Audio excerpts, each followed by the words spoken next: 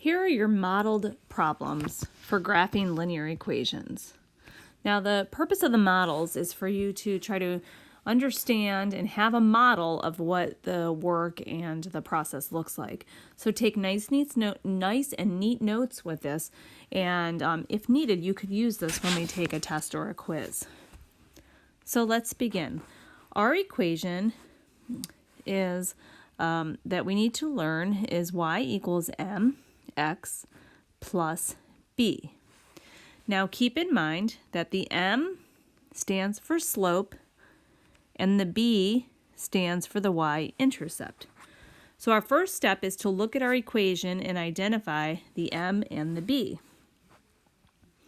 In this problem here, the m is right underneath there. The m is 3/4. The slope is 3/4, and it's positive.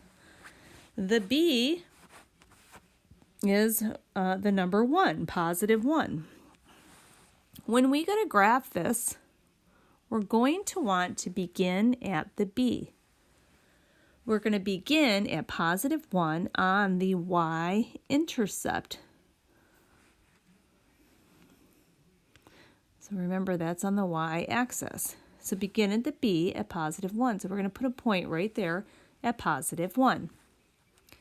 The slope is 3/4 and it's positive 3, rise 3. 1, 2, 3. Let me make that skinnier. Okay, 1, 2, 3, and run 4. We're going to go forward 4 because we want a positive slope. And then we make another point right there. Now we would continue rising 3 and running 4, but we'll fall off the graph. If I go up 3, then I'm off the graph. It'll be somewhere over here. So I'm going to continue in the opposite direction from the y-intercept. So instead of rise 3, I'm going to drop 3 and go backwards 4. And I'm going to put a point there. I can only fit these 3 points on the line. So now I'm going to connect these 3 points with a straight line. And it's going to look like this. Put arrows at the end. The arrows indicate that the line would continue to extend in both directions. Now let's do a quick check. Is our graph positive? Our slope was positive. Our line is positive. It's increasing. And did we begin at the y-intercept of 1?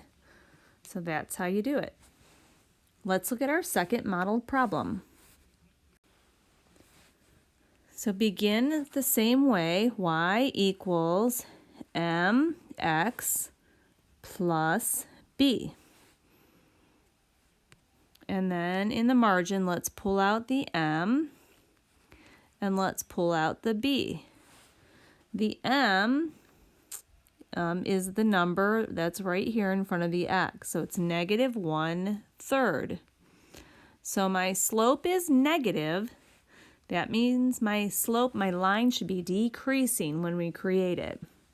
My b, and we have to be careful here, our b is a negative 2, a minus 2. We have to make sure we include that negative. Okay, now once we have those 2 pieces of information, we're ready to graph. Begin at the b. Begin at the b. That means negative 2 on the y-axis. That's called the y-intercept. So we put a point at negative 2. Now we rise and run.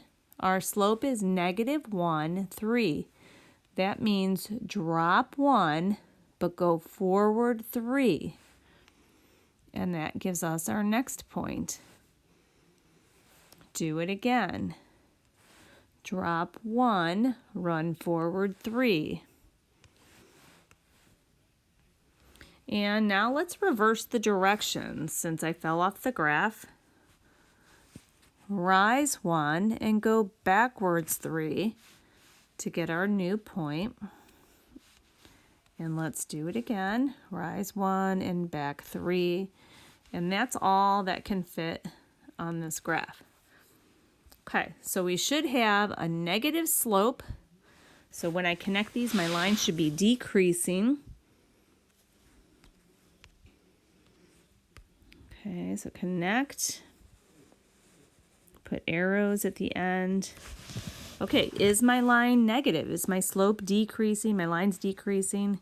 Yes. So we have that right. And did we begin at the intercept of -2? And we did. Okay, so those are your 2 modeled problems. And then you'll do the practice problems. There is another video if you need it.